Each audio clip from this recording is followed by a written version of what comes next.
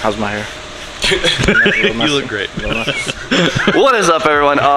Big day. I started that a lot, but today is the day we finally start getting the Porsche engine back together. I'm gonna try to get as much done as we can today, assuming I have all the correct parts.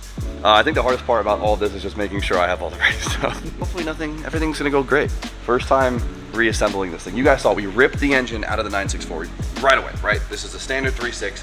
It's probably never been pulled. Every single thing on this thing leaked. There was a lot of dry rotted hoses. It's an old car, right? It's an old car with old seals. It's weathered. So, regasket it, new everything, make this thing run great. And well, today we're gonna attempt to do something about this. Yeah. Good luck with that. I'll see you later. Who's gonna start working on the headers for the 36? Yeah, I get over here. Start fitting the exhaust. But this is my challenge today. So, throughout this, before we get started, I need a disclaimer here. I probably didn't do enough research before I did all this. It's an engine. How different can it be? So, if you are a Porsche tech there, please don't judge me because I already did a few things wrong, and it'll be fine. There's multiple ways of doing things. Some way easier than others. I probably won't do everything the easiest way, but we'll get this thing back together. Austin's giggling on the camera. So Please don't judge please don't judge me. So let's start at the pile of parts we got over here on the table that I've been collecting. We have this massive pile of Porsche parts here, most of which I was actually able to find OEM. Look at it. OEM Porsche. Everything. And, well, we're basically replacing almost everything but the bare long block itself, right? From new valve covers, to new timing covers, to new guides, to new alternators, to new hose clamps, hoses, O-rings, clutch, cover. Damn, it was expensive, but she's worth it, right? Good car. So everything I got here, guys, I have acquired from Pelican Parts and ECS Tuning and Renline Parts themselves. So I have to give a huge shout out to Pelican because they were able to literally source me basically everything OE Porsche, right? Nothing hits like OE, and we want this thing running good, running well, and not leaking for a long time, right? My go-to place for Porsche parts from now on is Pelican Parts because they made this whole process way easy, especially for someone like me who has never done this before, to a Porsche place. So I just want to start getting right after it because we have a lot to do and a lot to show off. So let's get to it. All right, guys, I had to disrupt the video for a quick second because we have some big news. So coming up very shortly, August 12th, next Saturday, we are coming down to Virginia because we are throwing together a big, I'll call Automotive Fest with our boys at Clean Culture in Woodford, Virginia at the Dominion Raceway. It'll be Drift Comp and Car Show combo. The Drift Comp has a big payout. First place is $5 grand, second place is $3 grand, and third place is $2 grand. So you have some chances to win some pretty good money for drifting.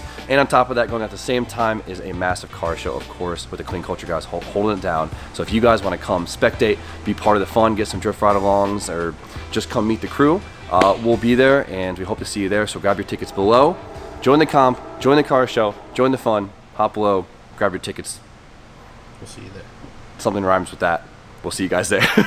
So we are starting off with our OEM timing housings, I'll consider them. So factory, these are magnesium. Ours was the coating was very destroyed, right? We couldn't put it back on.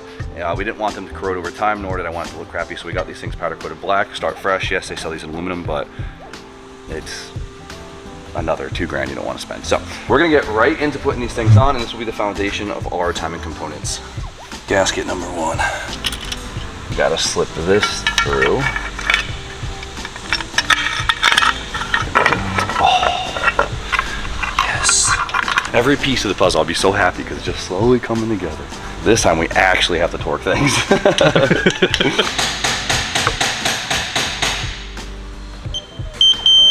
you go. You guys ready to be master Porsche technicians? You can tell your friends. Yeah, I know how to build a 964. Watch that kid Jimmy do it. Proud of is using a torque wrench. All right, so now it's time for the chain guides, right? So we're gonna start with the upper on this side, which is gonna be the lower on the other side because they're like flipped, but there's a couple pieces to it, right? We have this little plastic bushing that presses into the housing right here. And then we have this dowel that aligns it to there. So I saw a couple guys like kind of put this on here and then on here. I think it's easier to actually install it to the housing first since it's super tight. I know it doesn't look that professional, but it's a wood bottom. So it's fully seated. Then we take our guide and we could slip it in just like this. So that slips in. And this, with a new crush washer, will hold that in place. Just like that. And then we have this dowel that goes into the bushing we pressed in to hold the guide up on this side. This one will take a little tap to it.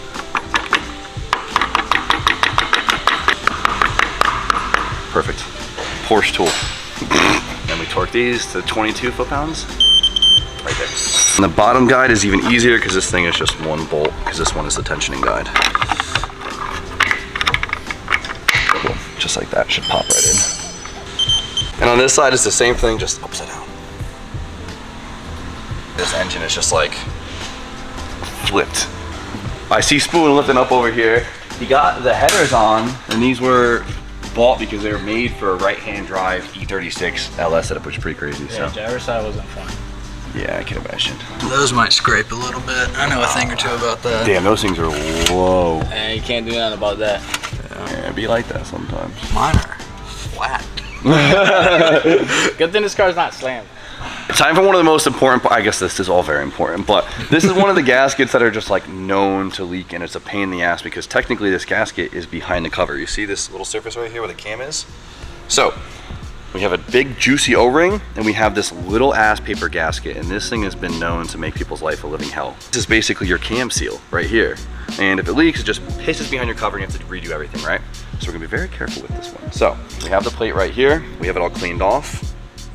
And before we slip the O-ring on, we're gonna lube the crap out of it. Slip this thing down like that. Look how fat that thing is. Oh, we're not gonna let this thing leak into the housing, but we're gonna put this little dinky gasket to leak on the outside, right? They're smarter than me. There's a reason they did that. Just like this. No sealant on this thing, right? We're gonna slip it on like that, and everything's gonna be great. Come on, baby. Oh, there we go. Get one of the 10 mil started. We line the gasket up, we're good. That'd be the most annoying thing to leak. We would have to take all of this. All of this, which means you have to take the whole front, everything. For this silly little paper gasket, I gotta make sure the O-ring goes in nice and even. Yeah, get the O-ring, there we go, O-ring. Don't play games with me. If this one leaked, I think it would just leak into the, I guess this is so it doesn't leak out of the cover, actually. I wonder how many people are punching the air watching Jim push that O-ring in with the 1/4-inch extension. We were just working on an LS. That is the opposite of this. Not playing games here. Look at that old crusty one. Ready? How'd I do? So we have these shims behind the gear, and these are actually really important because this will change the depth of the gear, which will change like the angle of the chains, which is like really important. But since we didn't change any of this stuff, we just used the shims that are already in there. If you're starting from scratch, you have to do this whole procedure where you like measure the depth of the gear here to the depth of the gear here. It's some poor shit, I don't know. Some poor shit. Then we got a keyway in here. Get in there. And then we have the gear right here. So then we're gonna take our gear, and I marked the chain in the gear before I took it all apart. You see those markings right there? Very precise. Get in there. If you guys might have noticed, I didn't replace the timing chain, right? So to take the chain out, you actually have to split the entire engine. Not doing that. It's all that they sold timing chains that have like master links in them, which I don't know how I felt about that, but I talked to a lot of Porsche guys and they said that these chains are usually pretty stout, so I'm not super stressed about using an older chain. Now our gear is on, and this is where things get a little bit complicated, right? Our first issue is we are at TDC, right? But we're on the wrong, we're basically 360 degrees off, right? We're on the wrong stroke. So the cam TDC is pointing down, it's supposed to be pointing up. Whatever, that's not a big deal right now. And when you time these things, right, you wanna basically put this at TDC, you wanna put your cams at TDC, and then you wanna take all the slack out of the bottom chain, right? Put all the slack on the top chain, and then you're supposed to take this little guide pin right here. Do you see it? Mm-hmm. And then you're supposed to slip it in to one of these notches until it slides in, right? See how it doesn't like slide into like every hole? It'll actually only slide into one hole, even though if we rotate it, it could probably slide into any of the holes, right? So this will like kind of like micro degree your cam to your gear. And this is very important when it comes to setting your cam timing. It isn't just a fixed one position gear like most cars. Right there. See that one lined up? Right? To properly make sure this thing is micro, we'll call it micro degree correctly, we're gonna have to measure the basically engagement of the intake valve on this side. You see how you could see the teeth on the cam gear behind the main gear? You see that? Yes. This thing can degree quite a bit based on the position of where that dowel lines up. For now, I'm just gonna follow the factory procedure of taking slack out of the static chain, and we're just gonna slip that in one of these holes. This one, right there. See how it just went in? No problem. For now, we're just gonna throw the guide retainer in. Just kind of make sure the guides don't move. That should just pop in, just like that. And we just have the tensioner. Just drop that thing in. You see how it sits right nice and on that cup of the guide. Nice and easy. The gasket, and then the housing, which I swore I ordered new ones of, and I guess I didn't. So we could actually change these pretty easily when the engine's together. So I'm gonna throw the old ones on for now and just swap those out later. They'll never know. Restoration shop backbone right here. Stem trim black. That actually looks pretty good, doesn't it? Technically, it's time to cover it up if the timing was set correctly. But now we have to do the process of checking the timing, which we're gonna hopefully try and rig. I don't have this tool for it, so we're gonna try Special Porsche tool? We're gonna try and use this. First thing, we gotta get these nasty valve covers off, which I've been dying for because this is the last gross looking piece of the whole engine. Pull this apart, see what's underneath. So I have it timed roughly to where it was, so we're gonna set it to like the actual true TDC.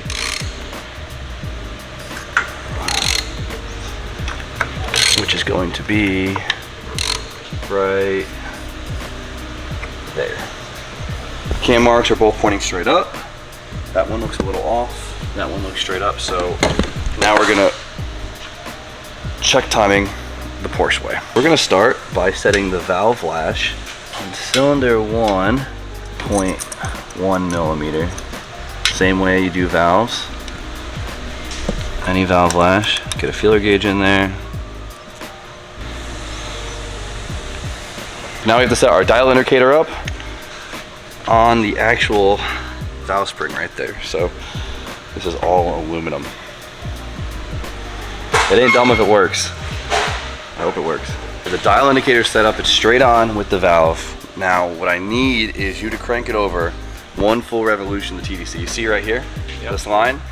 So, or when I tell you to stop, we need the dial indicator to go 1.26, basically the lift. All right? If it's timed perfectly, it'll be exactly on TDC again at 1.26. If it's not, we'll have to move that pin until it is. Okay, yep, there you go. Yep, keep going. Yes, sir. Keep going. Keep going. Keep going. Keep. Let me know if you hit TDC before me, all right? I already did. You already hit TDC? Right there. So that's how far off we are. Oh, we're not super far off. All right. So now the cam is where it needs to be. So now we need to put the gear where it needs to be. So put that at TDC. So now if we take this, it should fit in one of the holes now. Oh, perfect, first try. Rotate it over a few times and then check it again. Cam should start engaging, right? Yeah. Going. 1.2, baby, come on, come on, come on. 1, come on, 0.26, 0.26. Right there? Yeah. Oh, we're so close. I don't think we could, there's a, I bet this like right there is that 0.2 that we needed. Is that it? Oh, I think we're there. We're in like that weird discrepancy point of like what's visible TDC, right? I think I'm gonna call it right there. So now do we do that for both sides? For both sides, right? So now this cam is in spec timing with the crank, right? But we have two cams, so we have to do it on the other side. Of course, we set a valve lash, just like we did on the other cylinder, since we gotta give the whole thing a valve job, which they don't seem super far off, which is good news. Setting valve lash always drives me nuts, because you're like, I think the feeler gauge feels tight. Does it feel tight? Is that tight enough? My first valve job. All right, ruined it. All right, Honda boy. You ruined it, you said? Oh yeah, it was bad. It was way off. You start the car, it's popping and banging. So that's set. So now we gotta set up the dial indicator and do the exact same thing, but on basic our cylinder 2. Master Porsche tech, baby. So following the procedure on this side, we're actually very similarly off on this side as the other side. So they seem like they were both off a time. So we're gonna pull the pin, rotate the cam gear to the correct position so we have the correct lifts, and then we should be good to go. So we move the dowel down here. We're gonna put this back on. We'll rotate over a couple times and then check the movement once again. So we're back at 0. Oil pump is working, look at it. Getting there real slow, real slow. Right there. TDC. Oh, we're good. It's crazy. Like, one of these marks moves this gear over like this, but it changes it changes the timing of the lift dramatically. It's kind of wild. I guess that's a really small unit measurement, but whatever. She's timed. Nice, good job. I had all the faith in you. Porsche mechanics, man. We're charging $800 an hour. This is the one Porsche tool I bought. All right, so this just kind of holds this. You could have made that. You could have made, see it locks that in. So we tighten this, nothing moves. How many foot-pounds, Jim? A lot. But keep going, keep going, keep going. That felt right. You know, like when some torques, you're just like, maybe I should do a little bit more. Nah, that one felt right. Love that. Hard part's done, baby. Hard part's done. Intake valves are adjusted. Now I have to do the exhaust, and it is ready for all the fun assembly. You can tell this thing's been RTV'd a few times because this is the cover that always leaks, right? Because it's the lower cover. Oof, that guy went crazy. Well, it's a good thing that we got new everything. Alright guys, so yesterday you saw all the thinking part, the hard part, all the timing and all those components. Now today is the pretty part where we get to put all the fancy, pretty new painted parts and transforms the engine entirely. We just finished filming and found out that none of the audio was good on the second day. So that was a big heartbreak. So what we're gonna do is we're gonna edit that over and put a voiceover on it, make it fun, and I really hope you guys enjoy it. But we have a really good transformation for you guys, so stick around and check it out. This is the first time I've had to do this, so bear with me. But here I'm explaining that if you look, we got to steel this engine up, right? Timing components all out, valve covers off, and look at this. This is an old front cover, old, nasty magnesium. It's not doing the job, it's ugly, and we could replace this with something nicer. Redline makes these front covers. They're made of billet aluminum. They're beautiful. We got all black. This thing should seal the engine up beautifully and have us a fantastic foundation to start fresh. That fit. Oh my goodness. Slip these things on both sides, a couple ooga doogas, and then of course, torque the spec, baby. I'm not playing games. I don't want any leaks from this thing. Look at the old valve covers here, super crusty. Of course, we gotta be replacing those things too. So of course, here we have a brand new set of billet valve covers to match the front. These are the lower covers. These are also made by Redline. Look how pretty these things look. And then we have the upper covers in all black. So fresh new gasket.